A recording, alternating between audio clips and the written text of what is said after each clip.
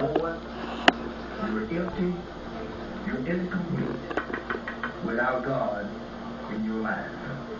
How many feel good today? Amen. This is a new day. And I don't think we should be sad just because we had an altercation, we had some trouble that arose in our lives over the week, and we don't understand why it came our way. But you got to remember, as Romans 8:28 says, and we know all things go together for good, to them that love God, to the call according to his purpose. Now, God's got a purpose for certain things happening in your life. Always remember that. Nothing happens just by chance. You produce everything that happens in your life, whether it be negative or positive. And when I really come to the realization of this, it almost blew my mind. Because I began to blame other people for my misfortune and my mistakes. Coming to understand that I am the creator of everything that happens to me. I don't care if people outside of me work against me to do certain things, but in my mind, I structured it. I put it together. And it came just as I predicted. Now, a lot of times you don't understand and you're not aware, but subliminally or subconsciously, you're producing things, you're doing things right now with your thinking that's going to bring things into your very near future. So that's why the Bible says, be careful what you think as well as what you say. Because what you say, it will come to pass. What you think, it will produce in your real world. So be careful. And don't blame nobody for what happened to you, because you made it happen yourself. And if you don't like what happened, change your mind. It's just as simple as that. Whatever situation you're in right now, if you don't like it, why suffer with it? Change your mind and the situation will change. Some of y'all quiet today. I'm picking up your spirit.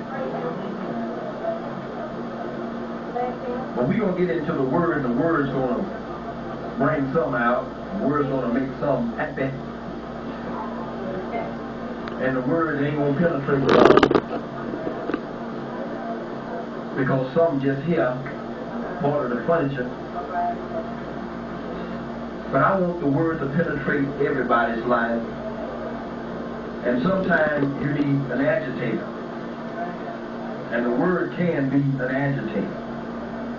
Because people don't get up and do nothing but somebody agitates to do something. And you're in a situation you know is wrong, and you know it's wrong, you keep on doing it, but you ain't going to stop until somebody starts talking about it. Like folk come here shacking. They didn't do nothing about it. Wasn't going to do nothing about it until I start preaching about it.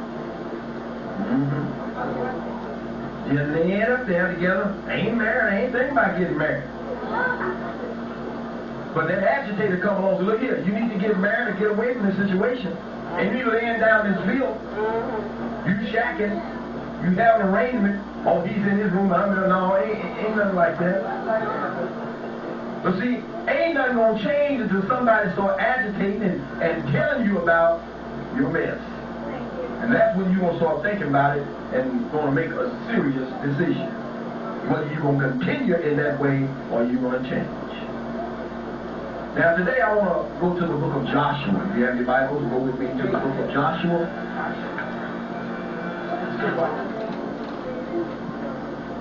In Joshua, the 24th chapter.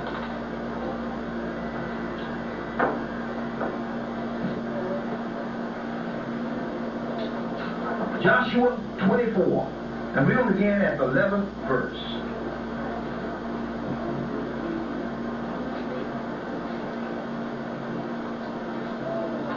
And I'd like to say before I get started now, a lot of things that I may say today, it might not be focused at you. Because this message is going out to millions of people in the radio thing. So don't get offended if I say something and you do that. I know you're talking about me. Somebody holler out you now. Somebody holler out you. But still yet, as I preach many, many times, you see a bunch of dogs late at night, you pick up a rock and throw it at that dog, you're going to hit one. Somebody holler out you. And the rest of them will look around and see what he's talking about. Somebody holler out you. Just like at the church. But then, when you talking about me? Somebody holler out you. I said, look, I'm a preacher. God didn't call me to preach to the benches. So if you were sitting on the benches, you ain't got to holler. Come on, Pastor. Then you know I wasn't preaching to the benches, I was preaching to y'all. Come on so here. if the shoe fit, Come on. put it on and wear. You fit. Come on here. Don't squeeze into it. Come on. Now the worst thing a preacher could do is keep silent when he sees mess going on. Amen. Come on, Pastor. That's the worst thing a preacher can do is keep silent and he knows a bunch of mess going on and ain't gonna try to clean it up. The word is here to clean us all up. The truth is here to get us right. And none of us gonna ever get right unless we talk to the truth. Come on, Pastor. I'm woke now. Come on. Take certain things and wake certain people up. Different strokes for different folks. Now, folks come to church, they don't mean to go to sleep on you. They don't mean to, leave here on you. Come on. Amen. Now, I'll teach.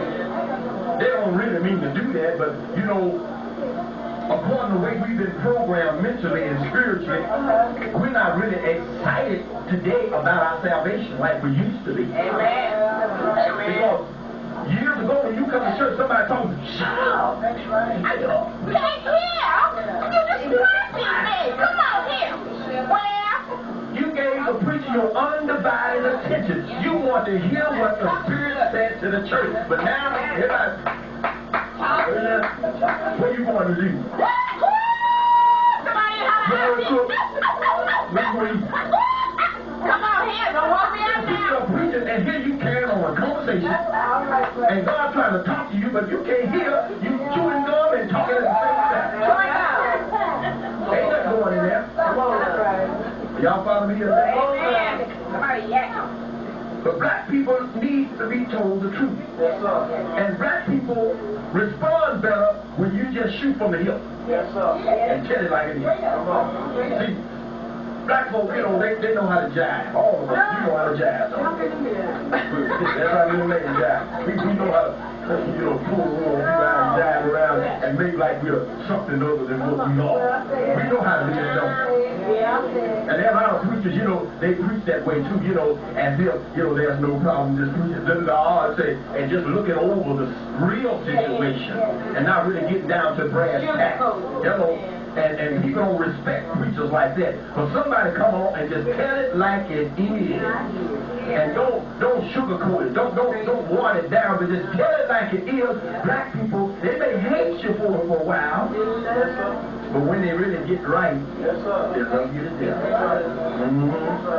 See, I'm here to make you mad or make you glad. I'm here to get you delivered or get you out. Because, if you don't want deliverance, then I don't want you to hang around me. You don't want to be free of all this bondage, all this excess baggage that you carrying around, then you just a weight to me. And we don't need you around here. Bible says left side everywhere. And the sin, that's so easy to beset the whole church. Y'all remember the story of Jonah? He upset the whole ship. Everybody was going to die because that boy. Running from God. And one more. And here you got somebody in the church running from God. for everybody.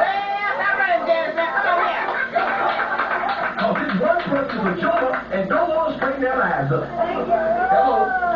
So therefore, they cause hell for everybody else. Well, I'm not in he got the devil in the church. Come on, you can cast that devil out. Hello.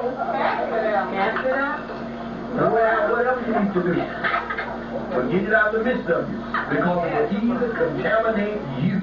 Those that are trying to seek God, trying to seek truth. You got the devil sitting among you, saying amen, amen, have no mind to get the line off and say amen, that's right. And you the main one causing the boat to rock. And you ready to sing. Y'all ain't here.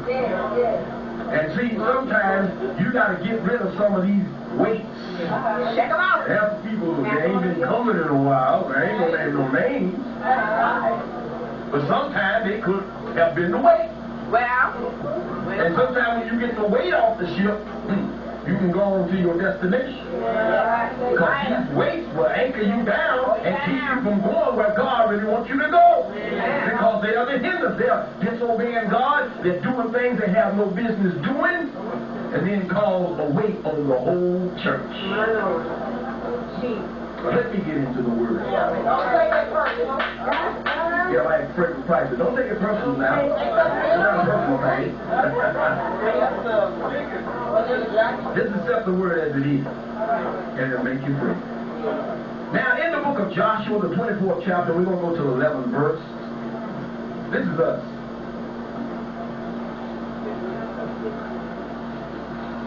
In Joshua, the 24th chapter, the 11th verse, and it reads like this.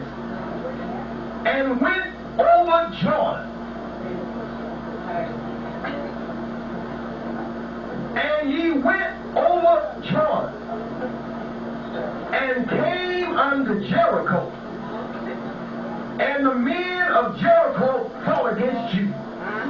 The Amorites and the Perizzites and the Canaanites and the Hittites and the Gerasites and the Hivites and the Jebusites, and I delivered them into your hand. Now this is Joshua when he fought the battle of Jericho. And he went in to the city and he fought and he won.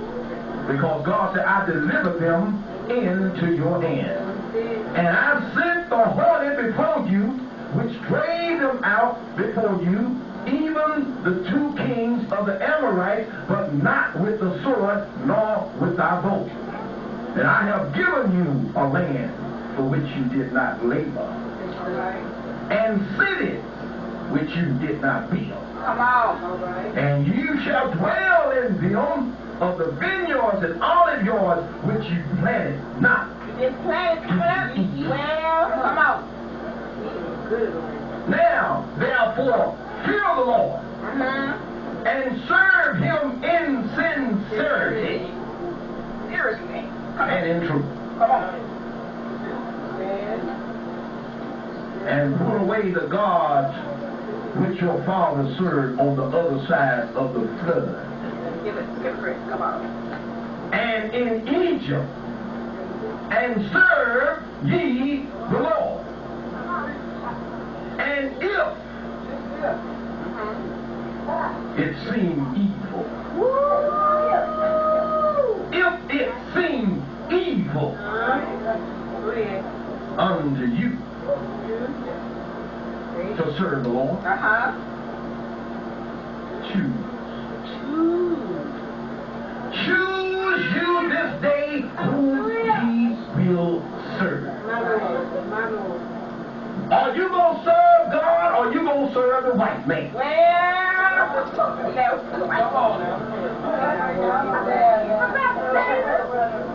I'm shooting from the hip now. I ain't going to sugarcoat it. I just got to tell it like it is. Dr. Washengo, he got to take our black folk need to stop watching the white man and go back to serving God. Amen. See, you shut down when I talk about the truth about the white man because he is your God. He gave you a God in the church. Put it on the wall. He's absent in presence, but his picture still lingers there on the wall, letting you know that he's the one one that you have been serving all your life here in America. Come on. But yet someone may mention, why don't you put a black? I don't want no black Jesus. It doesn't matter what color he is. Yes, it does matter. But if it don't matter, let me take this white boy down off the wall and put the black one up there.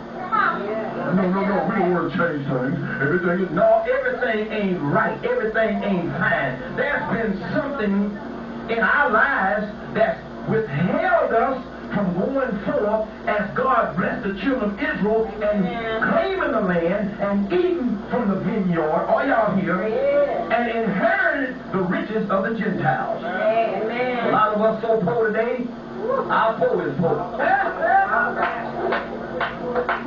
Y'all ain't here. I said our poor is poor. And we suffer needlessly on a daily basis because of a system set up that's geared against us and our survival and being successful in this life. And when someone stands up and preach like myself and tell it like it is and shoot from the hip and tell you to go back to serving God. I'm talking about the real God, the God that your ancient ancestors worshiped. And they prospered in everything that they did. There wasn't no feeble ones among them. It wasn't no sick folk. It wasn't no poor folk. When you serve your God, you prosper. But when you serve the God of your enemy,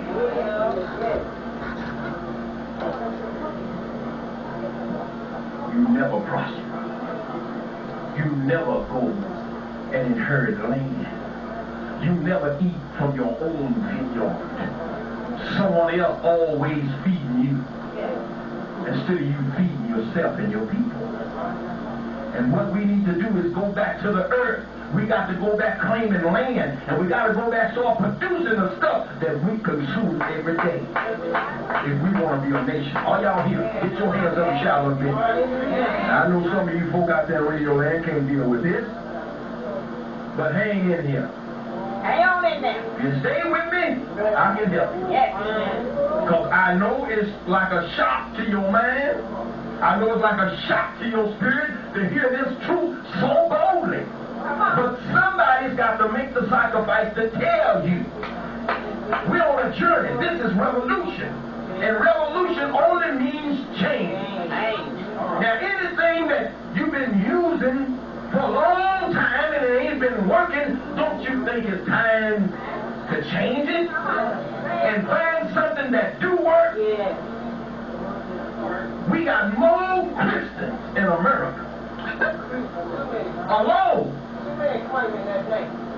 And all these Christians and these Christian churches and religious orders. But yet we have drugs on the increase. We have prostitution on the increase. We have pornography on the increase. We have all type of credit, evil, wicked things going on in the name of the Lord. And yet we are Christians and we're righteous people. And these things exist today. Tell me if your religion or your church is responding to the need and trying to change this world. You can't change this world with the mentality of a beast and let everything go. Be what you want to be. Do the freaky deed. If it feels right, do it. We need to go back to godly morals. And see, we've lost common sense as well as godly morals. We don't even have common sense to know that we all have a common enemy. Well, who is our enemy? The devil?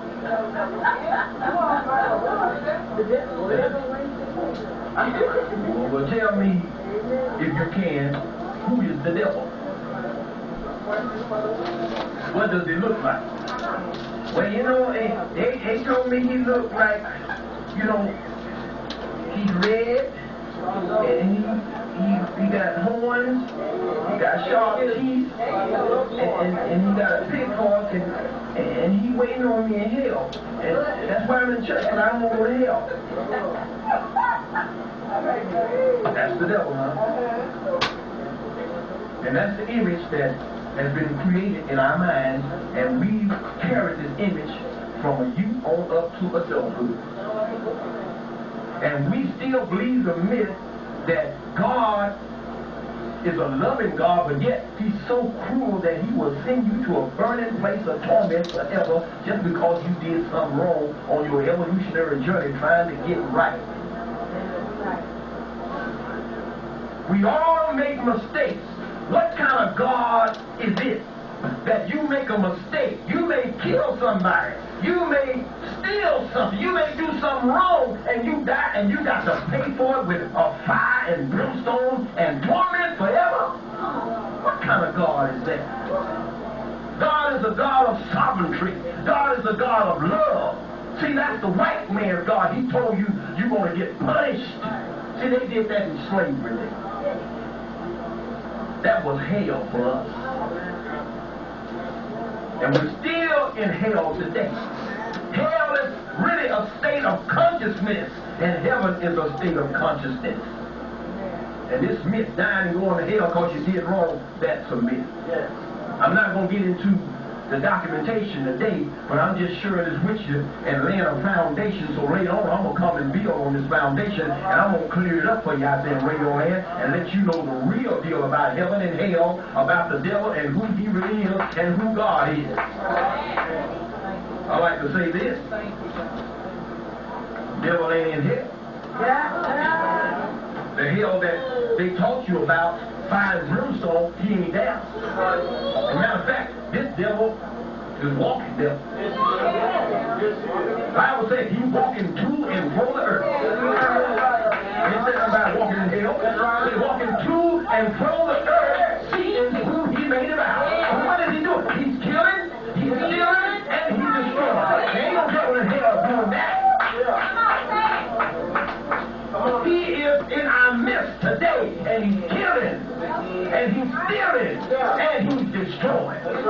He killed our people in the Holocaust. Over 200 million lost in the Middle Passage when they stole us from our homeland, uprooted us, turned us against our will. A lot of you Negroes,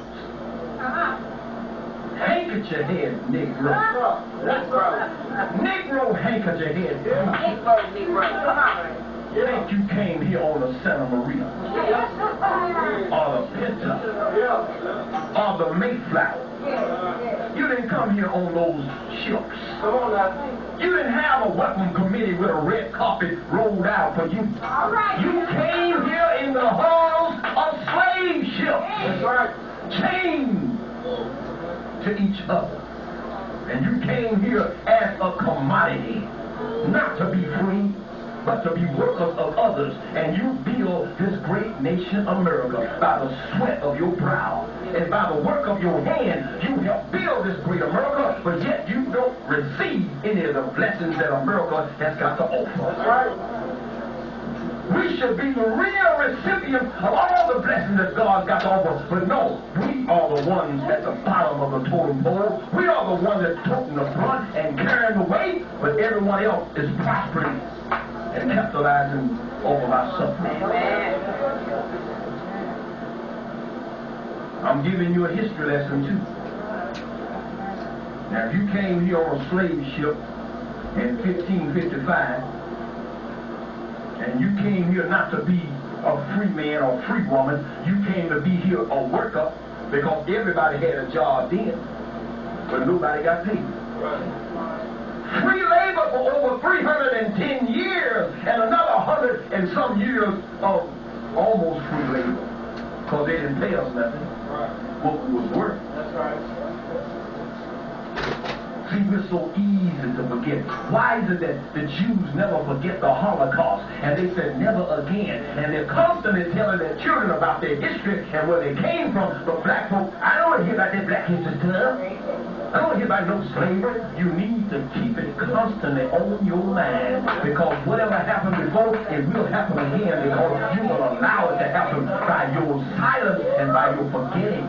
You can never forget what they did to you. And you've got to know that you have a common enemy, and it is the devil. And he ain't got no pig for it. He ain't got no horns. He wears a two-piece suit sometimes. And he walks down on Wall Street. In the stock market, trading commodities. Y'all ain't here. In the White House. Yes, sir. At the Pentagon. Y'all ain't here. They're everywhere. And see, we should have known by the way he treated us that he was in fact the devil. Right. See, they rob you of the common sense to know that everything on this earth has a common enemy. The fox and the chicken know their enemy. The wolf and the sheep know they are enemies. Why is it that God, in his love for us, always told us you got to separate yourself from these strange people if you want my blessings to come upon you? Whenever there's a deliverance, there's got to be a separation, not an integration. It was a trick. They tricked us. And they tricked us real good. Having us to integrate with them. Just because we couldn't go to their schools, we couldn't sit on the same seat with them in the theater or go to the same restaurant, we feel like we wasn't free. But we had our own little thing going in our own community, and we were prospering well. Are y'all here? And see, all you have to do is get commerce and trade, import, and export among your own people, and pretty soon the world will recognize you and want to do business with you. But yet you want to, well, I want to go in the store. I want to sit in the restaurant. How come I got to sit on the back? Look at here. Form your own bus company. Get your own cab company. Grow your own food. Make your own clothes. Make your own shoes. You can do it.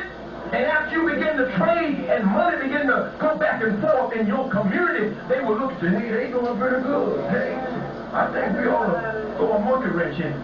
And that's exactly what they did. Threw a monkey wrench in our success and destroyed it with integration. What did God tell Solomon after God gave him 300 wives and 700 concubines? What God told him?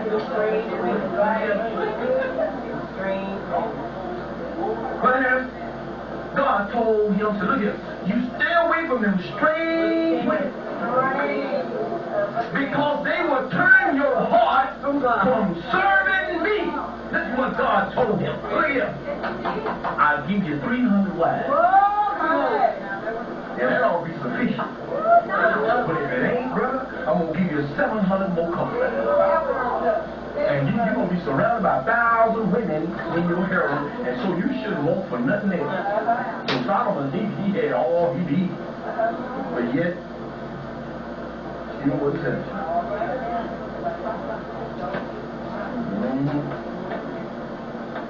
Had them women with the skin a little bit light. Hair a little bit straight. Eyes different color. Y'all ain't here. And do them beastly things.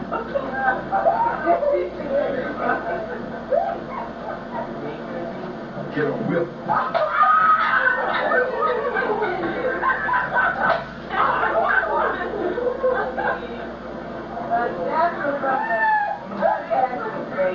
Y'all know them women do unnatural things. You know what I'm talking about. Nasty folks. And it even got us doing it. Because see, we don't want to be left out. We always jump on everything they do. We think it's right, so we're going to do it too. Got you going downtown. Right there. How many know what I'm talking about? That ain't your nature. White boys and white girls have always done that, but got you going downtown. And you don't even sweep the streets. Y'all ain't here. Amen. The cleanup man don't even come down the street. So they're afraid to go in there. Thank you. Y'all know what I'm talking about. Shout out to you. But yet you want to be more and more like your master than like God.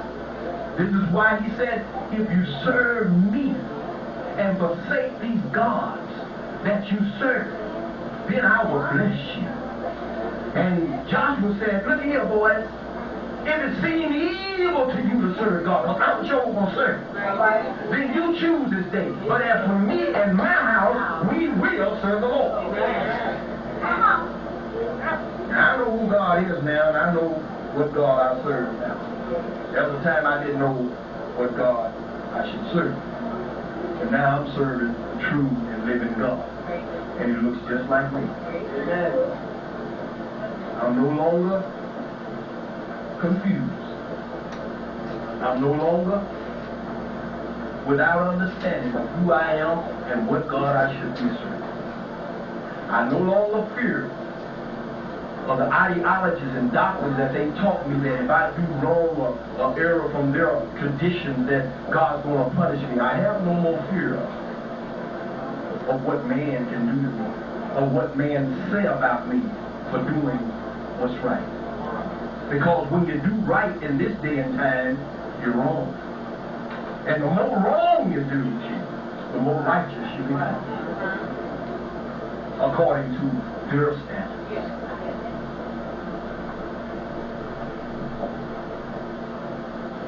They said if it seems evil to you, you choose whom you going to serve. But as for me and my house, we will serve the Lord.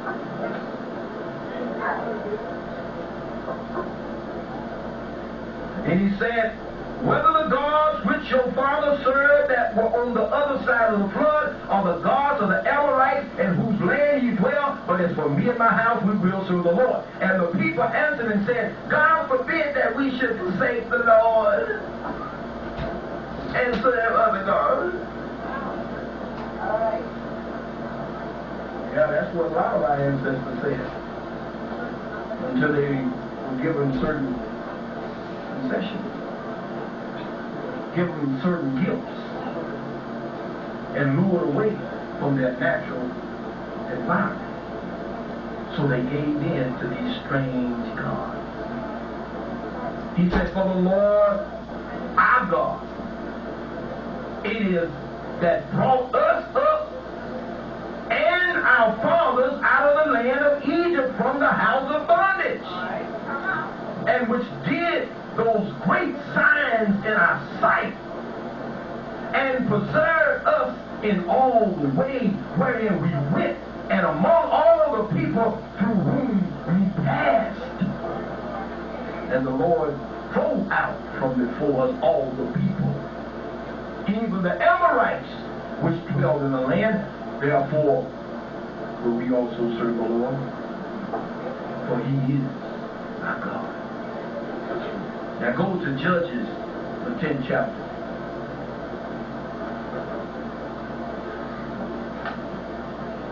Judges 10 and 13.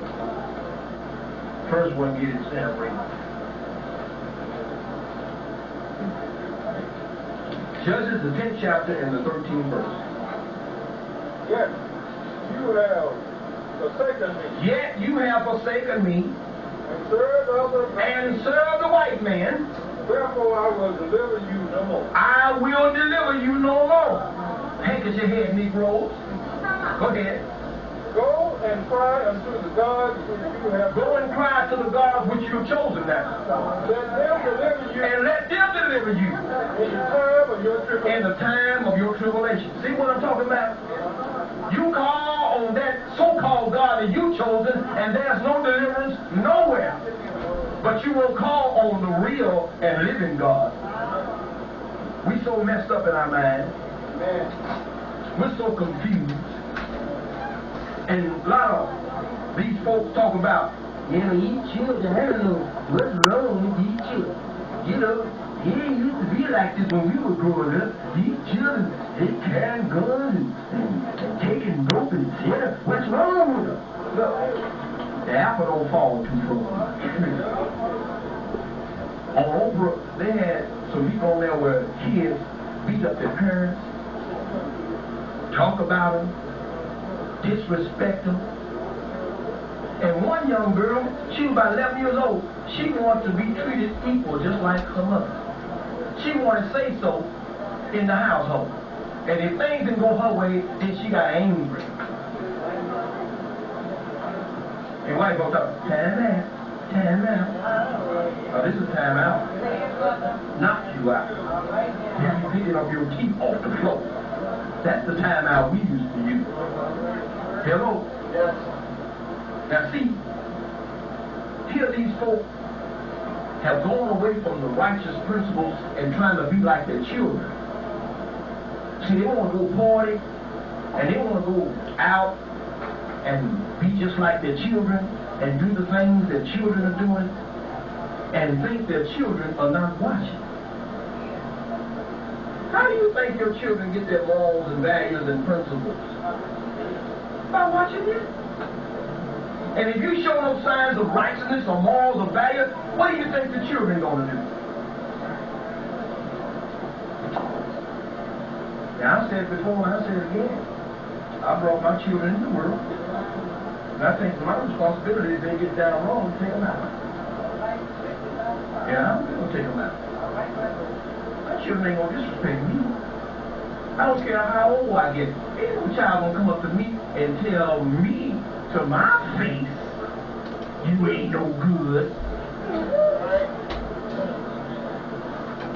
That's just like cursing the tree that's holy. Hello? You're going to disrespect your mother and she went through 9 months with your big head self. And she delivered you with your big head self. Went through the pain of bringing you in this earth. And then you're going to disrespect your mother, which is your goddess? Yes. And even have the nerve to raise your hand to your parents? Back in those days, you didn't have no hand. You didn't have no arm. Cut your head off. You don't disrespect your parents. You would never disrespect your parents or the elders because you were dealt with superior. But today, children will cuss their parents out, and the parents will start crying. But if you done right. Now, you sit around the house drinking milk, smoking cigarettes, and got men coming over all the time, different men now. And they staying all times of the night. And she got you running out getting dope and stuff for her. And got you doing evil things. And what do you think going through the mind of that child? You think that child gonna respect you when they get older? Actually, the child really hates you. Even though they may enjoy what they're doing, but that child will resent you and hate you when they get older. Because there was no discipline. Because every child cries out for some type of discipline. They may not say it to you verbally, but every child on this earth cries out for some kind of discipline. I can tell just as well when my children need a whoop. Because they go, they ready. They're trying to tell you, I need a button. Some parents don't want to pick that up. Amen. Amen. Time out. Johnny, don't do that. Johnny, go to your room. Go to your room.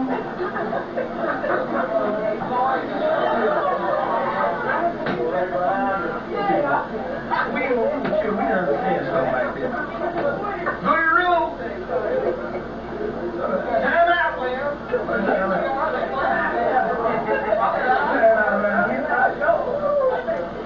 See, a lot of children, they don't understand that black households are dictatorship houses.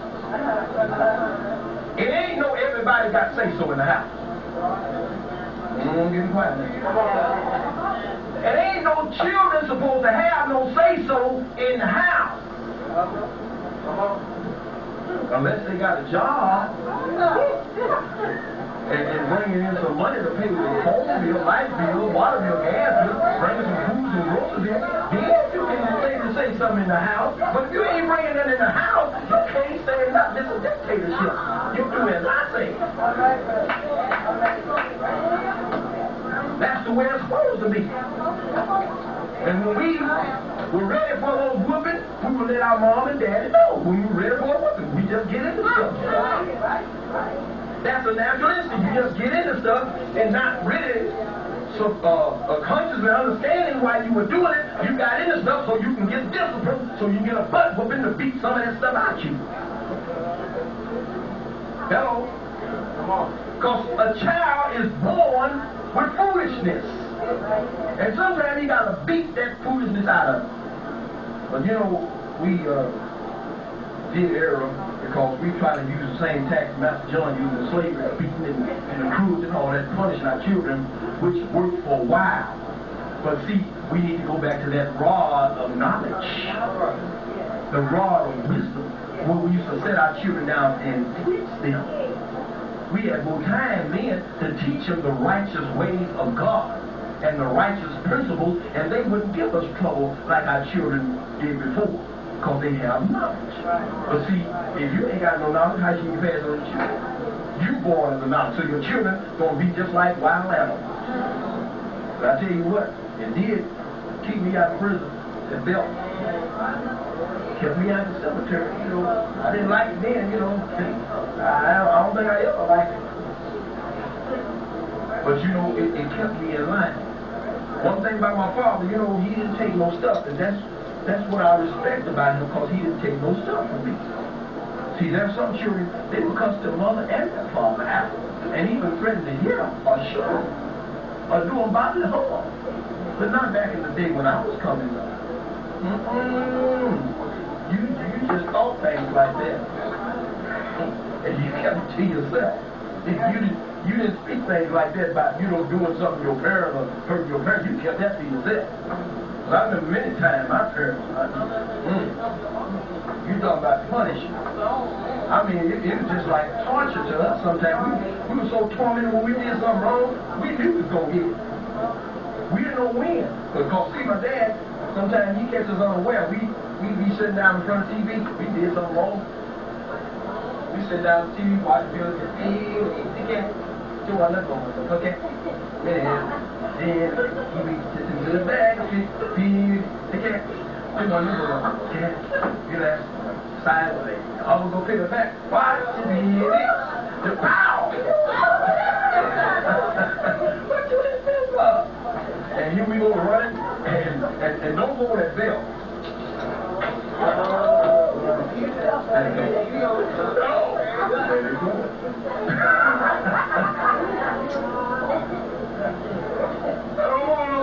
That's the bell. Go now. You hold on that bell, it's gonna be more. Y'all ain't here. And my dad, he used to have to get his neckties and tie our feet and tie our hands to the bedpost. And then go get the other one. Because they be running. You know, there's so many of us, we be running all through the house, hiding and going on, crawling all under the bed. He finds and ties all up to the bedpost with his necktie. And then he get on one by one. Wow! And we couldn't move. We couldn't do nothing but take it.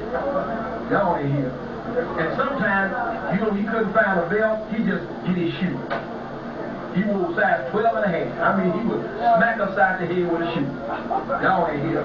But sometimes he used his hand. And many times we used to, you know, have one of them 52 Chevrolets, and we be on the back seat cutting up. We about 5 of us in the back seat. That's one of them cars, you know, carry about 5 or 6 people in the back seat. And boy, we just kept playing. And boy, y'all be quiet. We get quiet for a while. And then he do like 3 suits. And he never missed a corner. I mean, he turned the corner slapping us. Y'all ain't here. He driving that car and slapped us all at the same time. All you see. And we got quiet then. But we had a dictatorship in our home. We had nothing to say about what went on in the house. It was what our dad said, it was what our mom said, and we took it as that. And I don't know whether my dad did it on purpose or not, let us go hungry for punishment. Sometimes we'd have no food now. You know, we had all that money. We were hoping that he wasn't punishing us without food, you know, for being bad. And, you know, one day we all sitting around the house, wasn't nothing in the house, wasn't even a sack of flour. All we could find was some baking soda, some salt, vinegar, maybe old dried up cucumbers. I mean, you know, you ever look around the house, ain't nothing to eat, and your stomach was... Yeah. And you didn't want to go next door to the neighbors and ask them for nothing. You know, you just pray. And so we said, well, we're going to look good when Papa come home from work today so he can buy some food. Because ain't nothing in the house. So we got some of that baking soda and rubbed all on our face. And you ate some salt, make our lips look white. You know, all sitting in the corner like we get high pressure. We wanted to feel sorry, but you know, we were hungry, you know. And we already stole all the plums and figs and stuff next door from the tree. You know, we eat from them trees, you know, and we were hungry.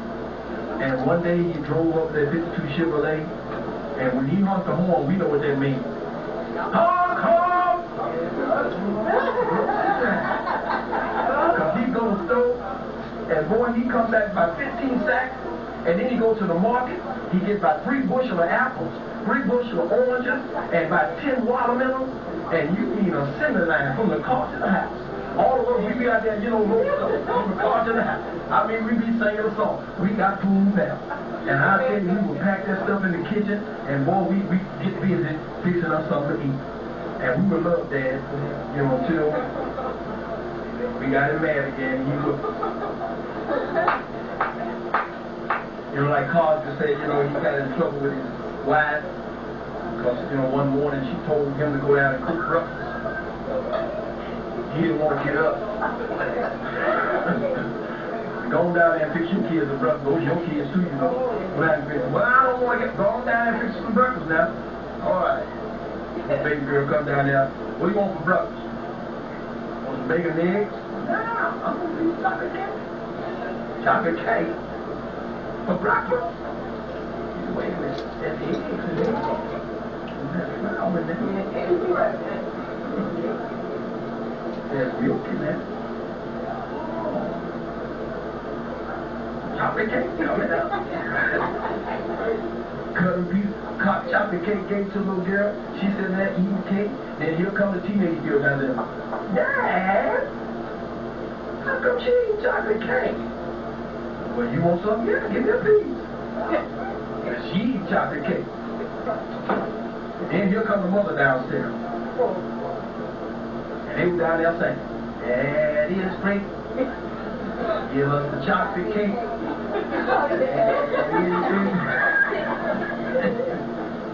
The wife come downstairs. What is this? Why are you giving these children chocolate cake for breakfast? Well, they asked for it. The little girl said, he made us eat this. They was singing praises until Mom come down, then they turn on Dad. Then she told her, go to your room. That's why I wanted to be in the first place. That's what I'm talking about. But see, we need to go back to those moral values that we used to have in our homes where mother and father were respected. And mother and father respected themselves. And the children respected them. And you know why your children don't respect you if they don't? Because you don't respect yourself and you don't respect them. And they will not respect you.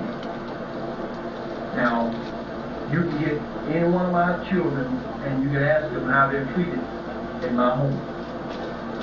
And they will all tell you that we are blessed. Because we have a great mother, We have a great Father that's concerned about us, that will discipline us, that will tell us the truth, and won't take no stuff. Because you got to draw the line somewhere.